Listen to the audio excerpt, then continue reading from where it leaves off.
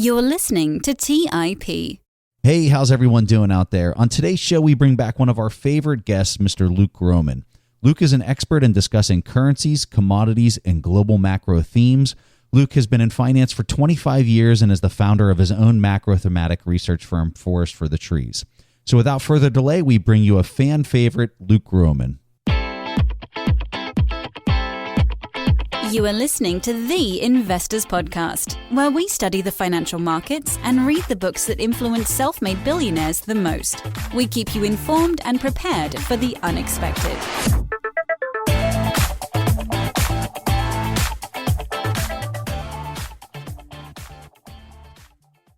All right, welcome to the Investors Podcast. I'm your host, Preston Pish, and as always, I'm accompanied by my co-host, Stig Broderson. And like we said in the introduction, we got Luke Gromen here. Luke, you've been on the show quite a bit, but it's because you bring so much quality and awesome comments. So I am really pumped to talk to you right now because this market's getting really interesting. So welcome to the show, Luke. Thanks for having me back on. And I was excited to talk to you. So let's get to it. This is what I want to say, and I think it's important for people to understand the context of this conversation. This is happening on the 25th of June, 2019. So we're kind of at the start of the summer. Things are looking really squirrely and quite strange in many different markets. But the one that I want to start off the conversation with is currencies. What's your thought on the currency markets?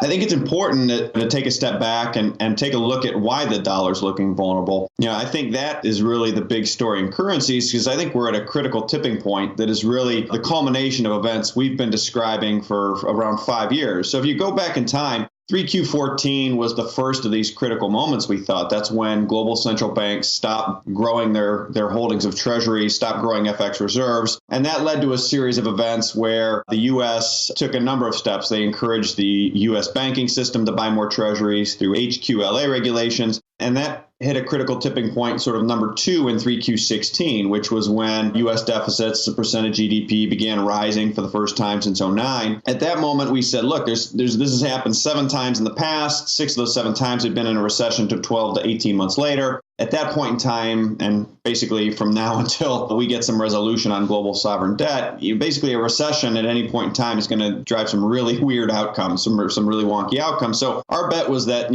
you'd see a weaker dollar because that was sort of the other release valve. 2017, we did get a weaker dollar. It fell 12% in 2017, which was the biggest drop in the dollar in nearly 30 years at that point. Early 2018, we get tax reform, which actually begins re-strengthening the dollar, sucking dollar liquidity out of the global system. So you have this period of time in early 2018 where you get sort of the trifecta or the milkshake or whatever you want to call it of stronger dollar, rising rates, rising equities, and all was sort of copacetic until late 3Q18, early 4Q18, when we hit another critical tipping point, which was actually last time we were on the Investors Podcast, we talked about this, which was that in early 4Q18, FX hedged treasury yields had recently gone negative. And that meant that foreign investors that wanted to buy treasuries would either have to accept a negative yield if they wanted to hedge the dollar risk or go unhedged. And at the time, we said that unless the dollar was weakened pretty notably, that would be a problem for risk markets. And so, of course, shortly thereafter, the Fed paused hikes, then they stopped hikes, then they promised to stop doing QT. Now it looks like the Fed's going to have to soon cut rates and quite possibly be doing QE by the end of the year. And so while we haven't had a weakening in the dollar, we have had increasing promises of dollar liquidity increasing ever since January. And so throughout all this time, what this drove, particularly since 4Q18, was that the burden of funding U.S. deficits fell more and more on the back of the U.S. private sector, the U.S. banking system. And that leads us to the last key moment, if you will, in this process, which was back in March, late March, Fed funds rates went over the interest on excess reserves rate that the Fed was paying, or sort of Fed funds over IOER. And that shouldn't happen. And in layman's terms, it meant that basically U.S. deficits were crowding out the U.S.'s own banking system, and that the U.S. banking system was running into its own dollar shortage. And so it meant that the Fed was going to have to inject significant dollar liquidity effectively to fund U.S. government deficits. And importantly, until the dollar falls sharply to drive FX hedged treasury yields back to positive, the amount of dollars the Fed's going to have to inject will have to rise with U.S. deficits, which, as sure as the sun rises in the east, are going to keep rising. And so they'll have to do that unless they want the dollar to spike and risk assets to really come unhinged, likely driving a U.S. recession. So you've got sort of this reflexivity, we've come to a key moment, like you said, in markets where it's been 5 years in the making. There's been sort of a patchwork system that worked for a little bit, then it began breaking down more. And really this Fed funds over IOER is, sort of the shrill T whistle saying, the pressures are too high. The Fed needs to do something. And so tying it back to the currency markets and the dollar specifically, I think the vulnerability of the dollar is really a function of the fact that there's no one more short dollars than the U.S. government. And this strong dollar of the past 5 years, which on some level has been a function of people ceasing to sterilize U.S. deficits, foreign central banks ceasing to sterilize U.S. deficits, is now putting too much pressure on U.S. government finances. And the fact that the Fed is being called into action is a function of too big a U.S. deficits and too small a foreign demand for those treasuries.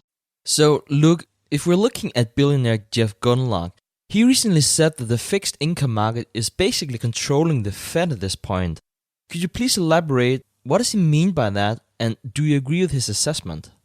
I think he's right. I think he's exactly right. And I think some of that ties into Fed funds over IOER, where basically what that's saying is that the Fed is losing control of the price of money in the United States, right? And that's the Fed's essentially sole reason for existing. And so when you have Fed funds over IOER, that's telling you there's this dollar shortage. And that dollar shortage means that the price of money in the U.S. is going to be set by the market, not the Fed, at an increasing rate or at a greater rate than maybe has persisted in quite some time. I think Gundlach's exactly right that the markets are dictating to the Fed, and the Fed's, I think, going to have to play along. Luke, explain to people the IOER and how it's basically the lending rate between banks. Yes, so the Fed funds rate is, it's an interbank rate. I'm not sure it's the most liquid market in the world, but it's a liquid market, of course. And then IOER was something, interest on excess reserves was something the Fed, it was a policy tool they implemented after QE. They bought all these treasuries and mortgages off the banks' books. And so you have these, what were called excess reserves that belong to the banks at the Fed. And the IOER was simply a policy tool to effectively sterilize those reserves. Basically, as long as the banks are getting paid the interest on excess reserves rate, then those reserves will stay there. That's supposed to have served as basically a ceiling on Fed funds. And the problem is that Fed funds has risen above IOER. And really what that's telling you is there's no ER, there's no excess reserves, right? They're telling you that the demand for money is bidding between banks. They're bidding at that rate up through the excess reserve rate. Because in theory, Fed funds over IOER should set up an arbitrage where you could sell out of your excess reserves pool into the Fed funds market and capture a risk-free rate. The fact that they're not doing that tells you that there is a shortage of excess reserves, that there are no excess reserves. And when you look at how it's broken down, it tends to be there's one big bank with a whole lot of excess reserves. That's JP Morgan, as it's been described to me. And then there's the other primary dealers who are in various states of not having as much or, as much excess reserves as JP Morgan or not having excess reserves at all. And so it's really, again, it's a sign that there's this dollar shortage or dollar tightness within the U.S.'s own banking system that is beginning to take control of the Fed funds rate away from the Fed. So if we look at the yield curve here in Europe, it's even worse than it is in the US. So from the perspective of an investor, would you say that the US is just the least bad of the major economies? Or rather, is there something that we're missing and a place where you would put your money? It's a great question. I think it's a really important question because I think some statistically significant part of what we're seeing play out in global fixed income markets and especially in the sovereign fixed income markets across the world has relatively little to do with the underlying fundamentals of each sovereign's economy and relatively a lot to do with global collateral needs, whether that is, bank or insurance books that need, sovereign debt as collateral, or whether it's insurance and pension liability matching. And also, I think it has a lot to do with FX hedging markets. There's regulatory capital or margin requirements that are mandated by regulations like Dodd-Frank here in the U.S. or Basel III globally, and that requires, banks to hold a certain amount of collateral against certain positions, whatever they are. And by and large, that collateral can only be satisfied with government bonds. bonds, or sort of the equivalent. And so, this need for sort of minimum margin pulls down benchmark rates around the world for sovereign debt. And that then allows corporates to issue more cheaply and buy back stock. And so it's sort of, this need for collateral via regulation has driven this virtuous cycle of, rising asset prices, both bonds and stocks. First part of it is sort of the regulatory,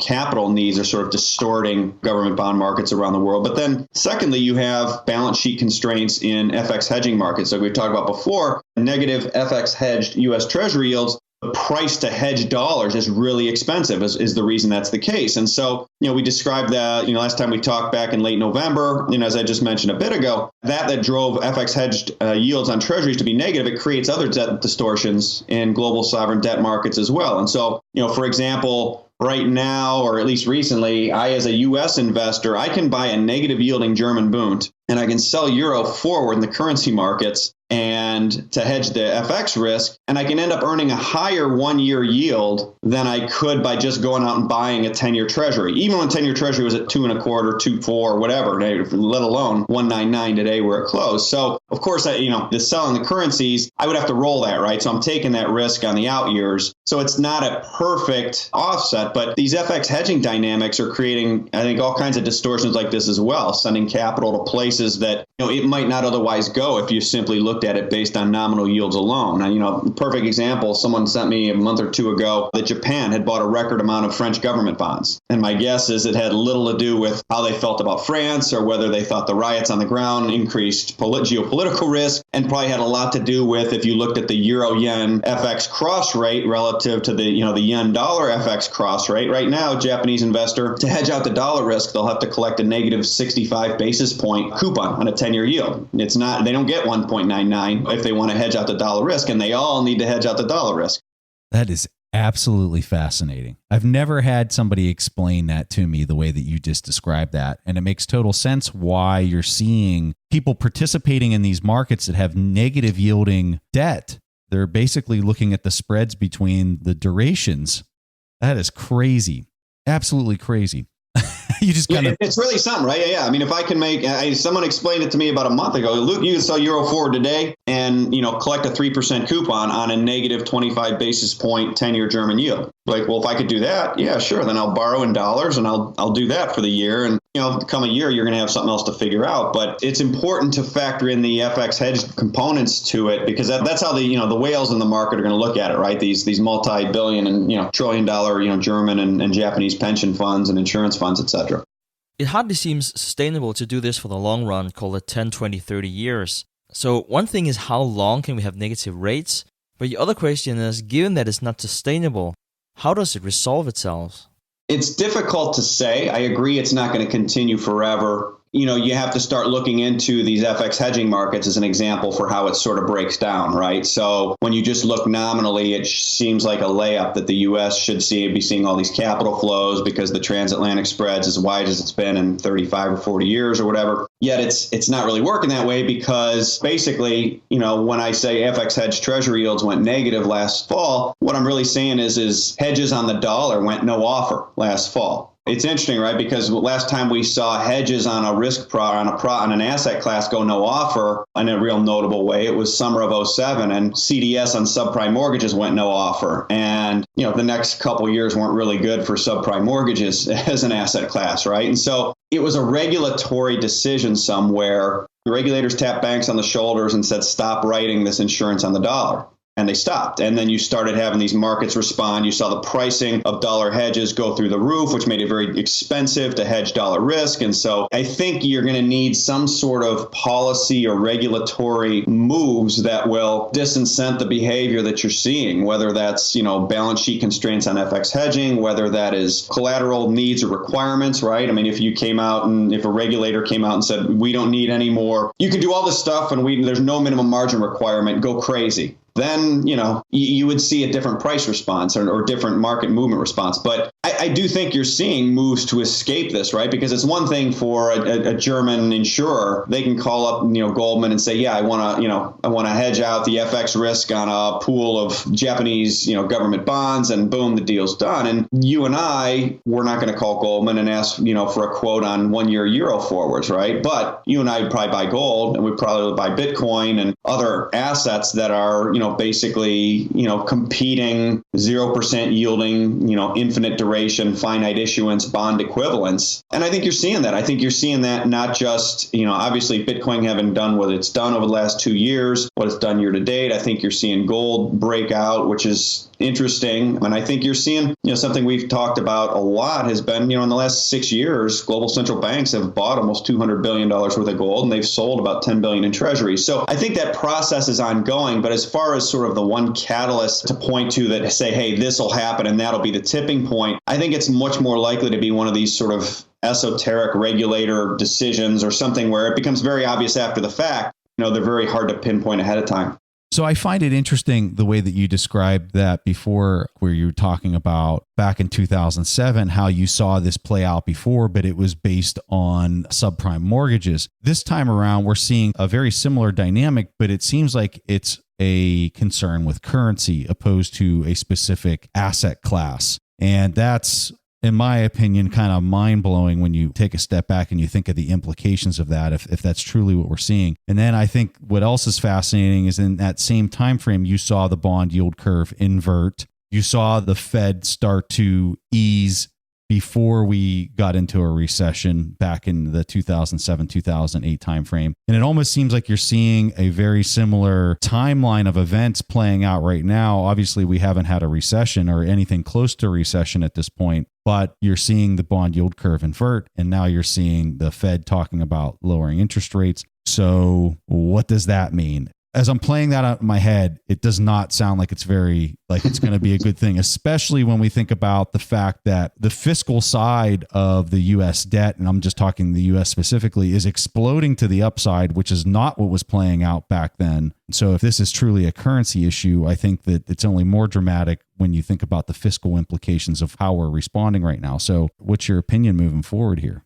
I think it is concerning. And I think if you take a step back, 2000, we had the stock bubble and it burst. And the solution to that was sort of kick the problem upstairs to the banking system. So we needed a housing bubble to drive growth, as, Krugman famously said. We did that. And so then we had a banking system bubble and that burst and we kicked the problems upstairs to the sovereign level. It was just inconceivable that the problems would be allowed to sort of metastasize to where they are now. And once you've kicked it up to the sovereign level, sovereigns can't go bankrupt. They can print their own currencies and pay the debt. But what that tells you is that the release valve in the next crisis, in the next recession, is going to have to be the currency. That then, when you take a step back and say, all right, well, everyone's borrowed in so much in dollars as a funding currency by virtue of this Eurodollar system. And really, the Eurodollar system going back 40, 50 years, the more you look into it, the scarier it gets. And the reason I say that is you say, okay, well, in the last crisis, the problem was with the big brokers that were, allowed to be, levered up 30 to 60x. And so they had a small move against them and it blew up the system. The challenge is that if we've kicked it all upstairs to the sovereign level and it's, the Eurodollar system where everyone's borrowing dollars, the Eurodollar, there's no reserves in the Eurodollar system. It's infinitely leveraged.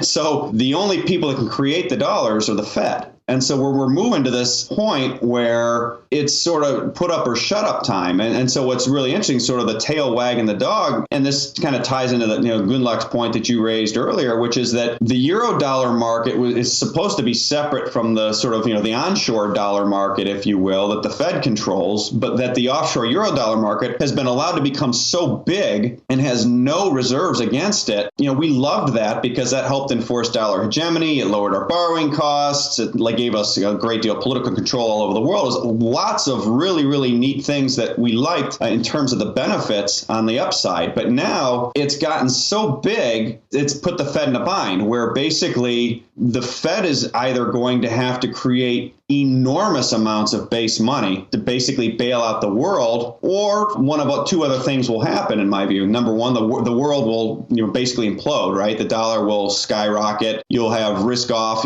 treasury yields will go probably to zero or lower. equities would crash, home prices crash, global economies crash, global trade collapses, sort of all the worst parts of the Depression until the Fed prints, enough base money to fix the problem. Or this is something that I think is very underappreciated as an option, a political option, is there's a real chance the reason the world and global creditor central banks in particular have been buying and repatriating gold at the fastest pace in 50 to 60 years has been to give themselves optionality, right? Because now, this Eurodollar system is clearly under stress. We're seeing that in bond yields. You're seeing it in the plumbing of the money market system we were talking about before. If these foreign central banks didn't have gold, they're sort of stuck. They're at the Fed's whim. But now they can get in the room with the Fed and say, look, you got to create all these dollars, to reliquify the system. And if the Fed says, no, we're going to let you, twist in the wind, then, they have the option to say, well, that's fine. Well, we're going to remonetize the gold at a much bigger number. And that will be the end of the dollar's reserve status as currently structured. And it's going to go back to a pre-Bretton Woods with gold at $5,000 or $10,000 or $20,000 an ounce or whatever's needed to reliquify the system and to lubricate trade and devalue the real value of debt. And those are sort of, I think, our paths from here, right? Is either, number one, the Fed basically creates a large amount of base money to reliquify the Eurodollar system. And it's a huge number because it's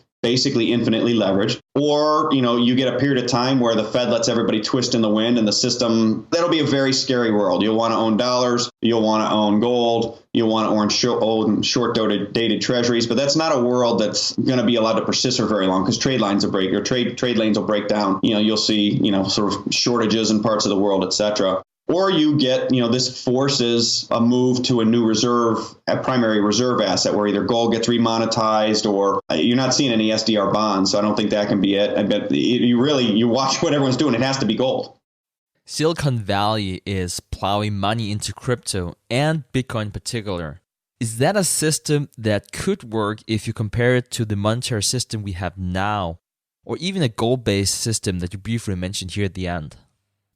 I think it could work. I had an interesting conversation with a hedge fund manager. I was out at a conference out on the West Coast about a year and a half ago. They made an interesting comment to me over cocktails. They said that all his friends in tech, they almost have sort of like a proverbial trophy wall, right? Where they have the scalps of all the industries that tech has sort of disintermediated. And that's sort of the big white whale that they want to disintermediate that they haven't been able to get. It's the banking system. And when you look at crypto through that lens, that would absolutely accomplish that. And I think it would be a very free market capitalist method of doing that. I mean, you see what Bitcoin has done. Bitcoin has done what gold should have been doing all along, except gold had a 100x or more levered paper market attached to it that basically diluted what should have been happening to gold's price. And it's been happening to Bitcoin's price. So they've tried to put some futures contracts attached to it to sort of dilute what's happened. But what's happening is in Bitcoin terms, the dollar's hyperinflating.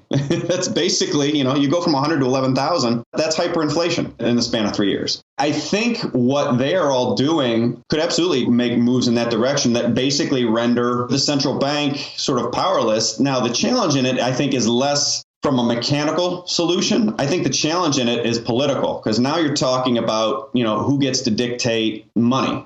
And that has always been the role of the state. They have always used the threat of or actual violence to enforce that right. You saw there were comments from, I forget which representative or senator about a month or so ago, but basically calling for the outlaw of Bitcoin because it takes away the sovereign's right to issue the currency and manage that for their own purposes. So Bitcoin on some level would, sort of defund the government or move in that direction, right? It would force, not defund, that's not the right word, but it would enforce a discipline on the government, on the U.S. government in particular, that hasn't existed since Bretton Woods, really. In that way, if tech were to get Bitcoin into that as sort of that neutral bancor role, as Keynes envisioned it at Bretton Woods, rather than gold, to me, it's sort of 6 of one, half dozen of the other. You're sort of getting to the same place. Back in the bull market in 2017, when Bitcoin was shooting up and I think it hit around $20,000, you actually saw some discussion actually hitting the press room at the White House in reference to the meteoric rise of Bitcoin. Right. And so then Bitcoin has a meltdown for the next year and a half.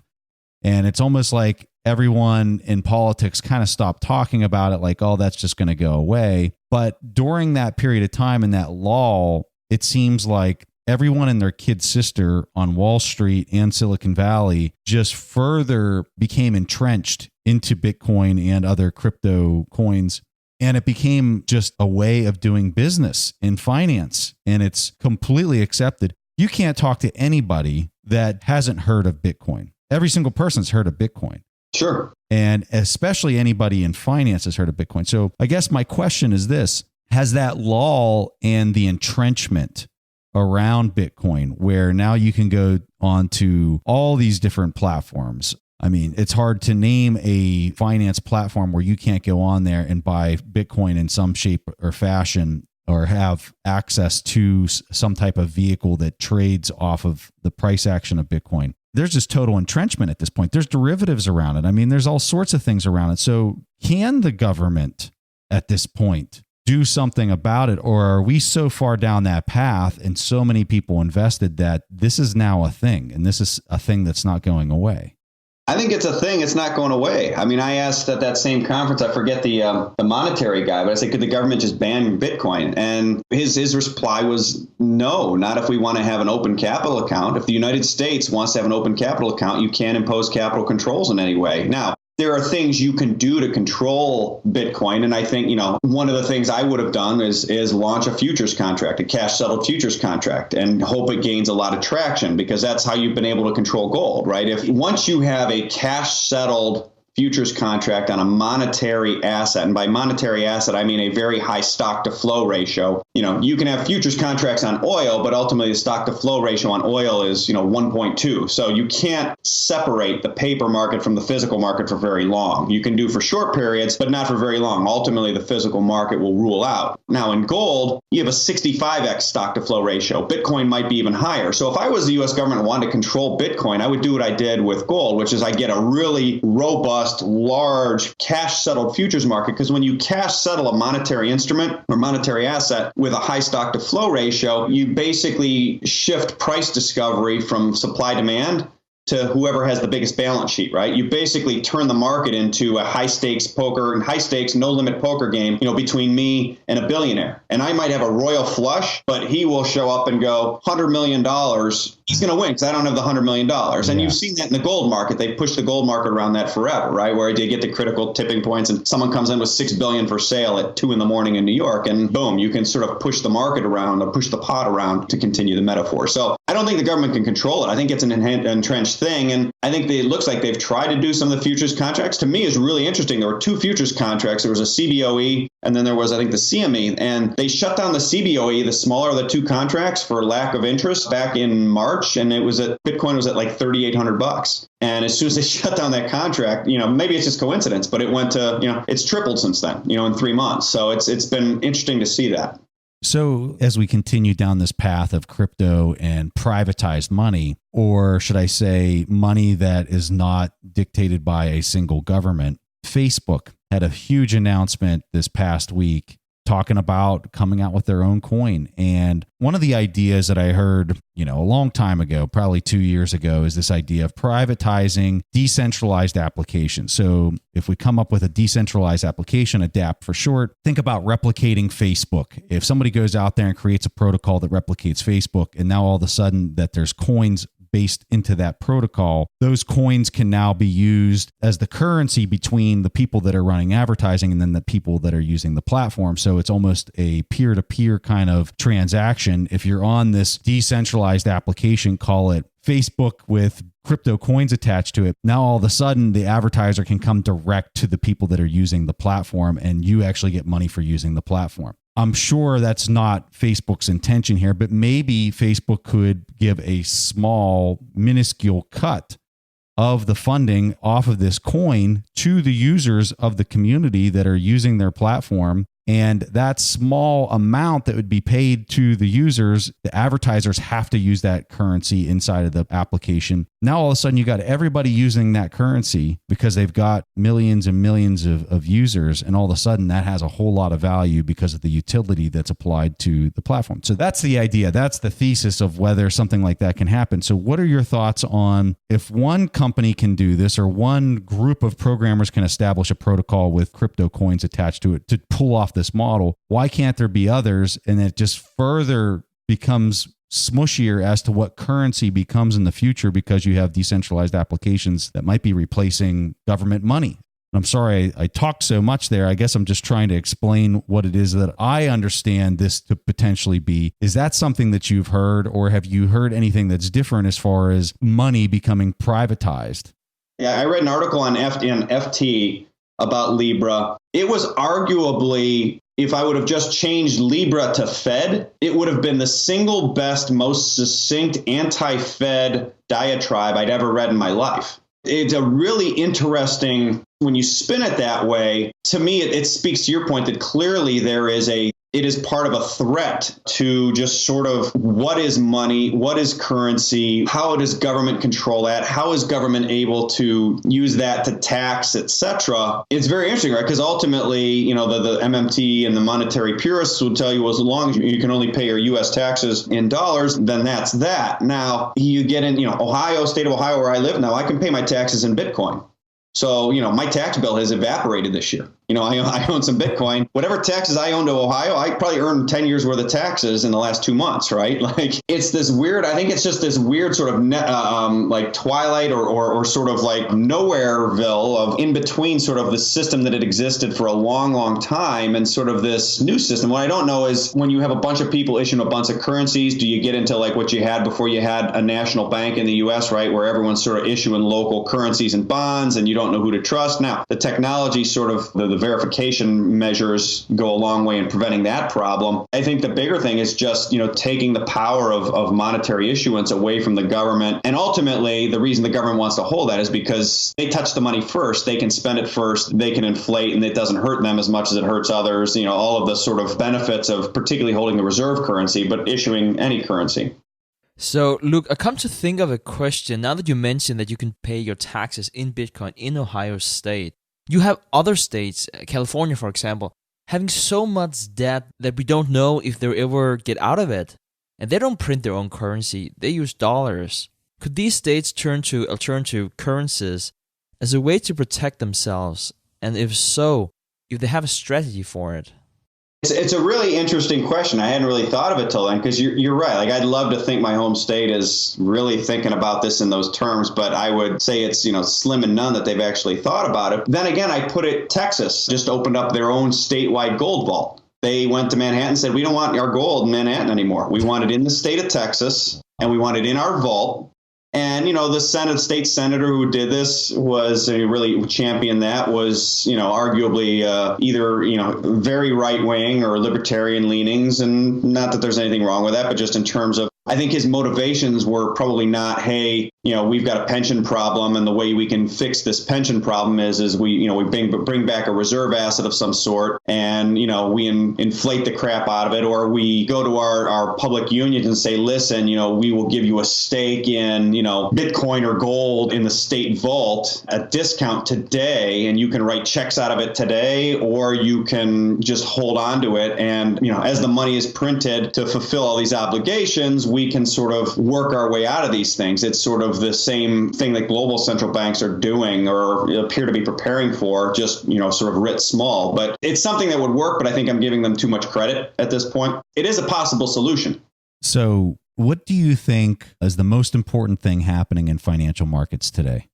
Oh, by far and away, it's the persistence of Fed funds over IOER, in my opinion, signaling this dollar shortage in the U.S.'s own banking system. And the root cause of the dollar shortage in the banking system is the combination of falling foreign U.S. Treasury demand because of falling surpluses overseas and rising dollar hedging costs, and then rising U.S. Treasury supply. So you have falling demand, rising supply because of rising deficits. And so, we've long been saying that we're structurally bearish on the dollar because there's no one more short dollars than the U.S. government. And when push comes to shove, the Fed's going to be forced to effectively fund the U.S. government. And Fed funds over IOER is the warning gauge that push is coming to shove. And what we've been watching the Fed do year to date, culminating in last week's meeting, is start to set the narrative for what will effectively be the Fed financing U.S. government deficits, likely for the foreseeable future. There's been this discussion around what the Fed's doing. It's all been centered by and large based on what everyone has known over the last 20, 30, 40 years of their career. Well, inflation's not that high. high or it's too low, or what's unemployment doing or what's GDP growth doing. And that's the narrative and that's the discussion. And the reality is that the reason the Fed is doing what they're doing has very little to do with any of those things that we've spent all our time worrying about, and very much, if not all, to do with this dollar supply issue, this dollar shortage issue in the U.S.'s own banking system that is ultimately being driven by a U.S. fiscal problem that is a function of too much supply and not enough demand. And so to me, this Fed funds over IOER is just sort of the shrill warning whistle, like it's the starting gun. And so I think we're going to get our Fed rate cuts, and then we're going to get our QE, and people are going to be surprised at the whole thing. But I think as sort of the quorum of the investing public is not aware of this, they're going to catch up quickly. People are smart. And I think as they start to realize that what the Fed's doing doesn't have anything to do with inflation or unemployment or GDP growth, and has everything to do with effectively funding the U.S. government, who has a fiscal problem. Ironically, when you have fiscal crises in any other country, it's very bearish for assets. It's bearish for the currency. It drives higher yields. For the U.S., I think it'll be very, very good for risk assets. I think it'll be bad for the currency, but I think it'll be good for yields. Yields will go wherever the Fed says the yield should be. They have the ability to shape the yield curve and do whatever they want. They just have to let go of control of the quantity of money to control the price of money. So I think far and away, that's the most important thing.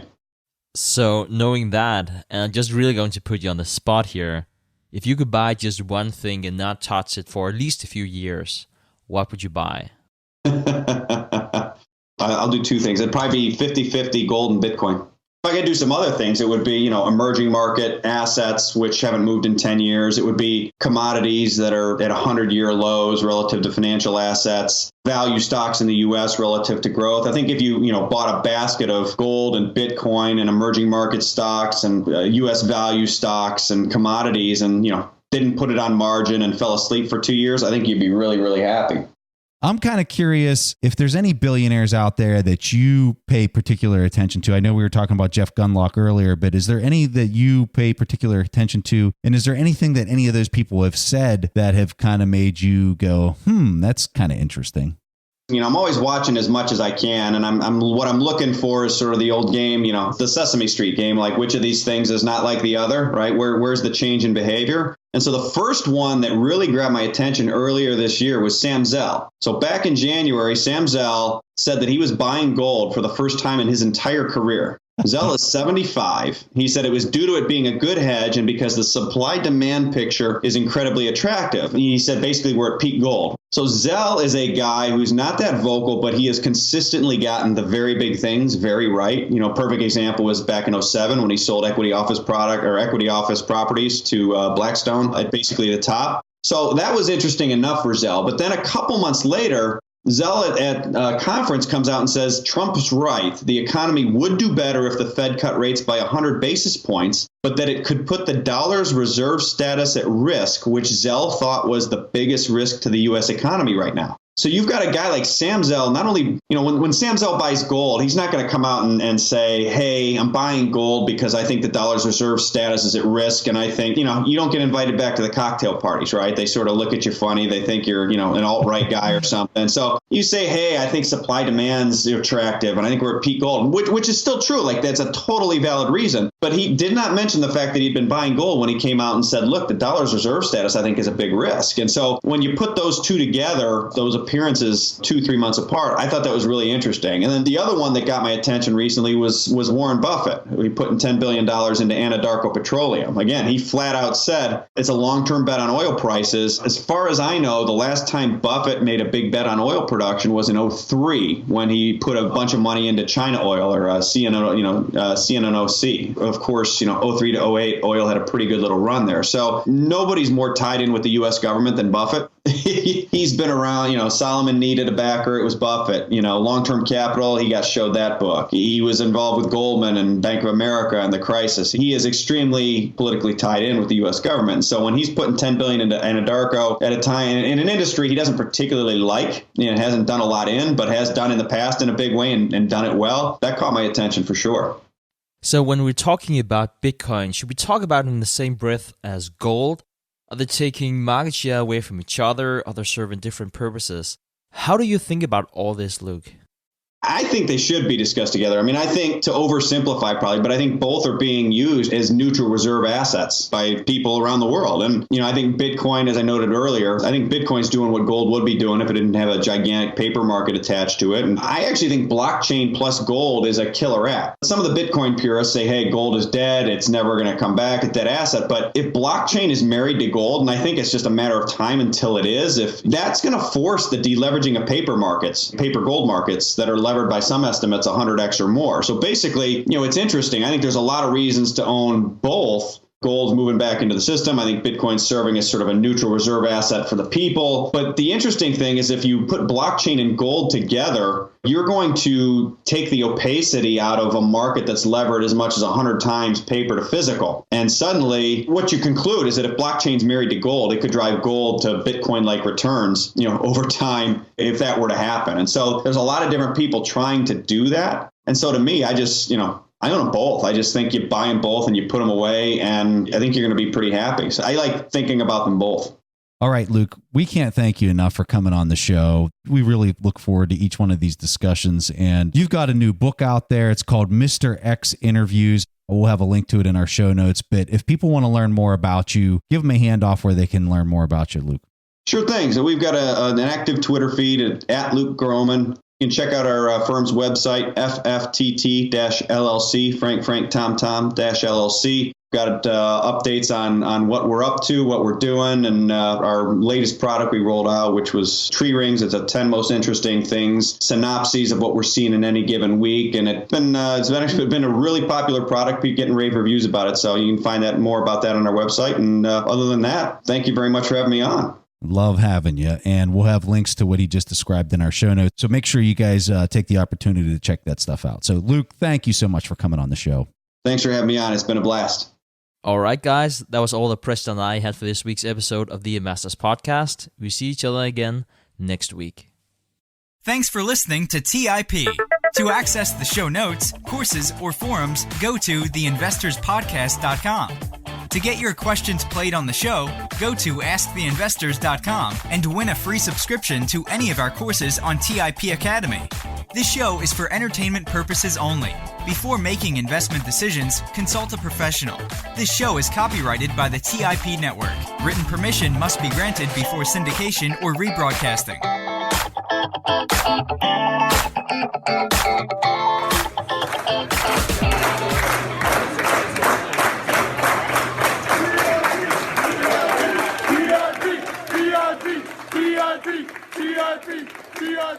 TIP.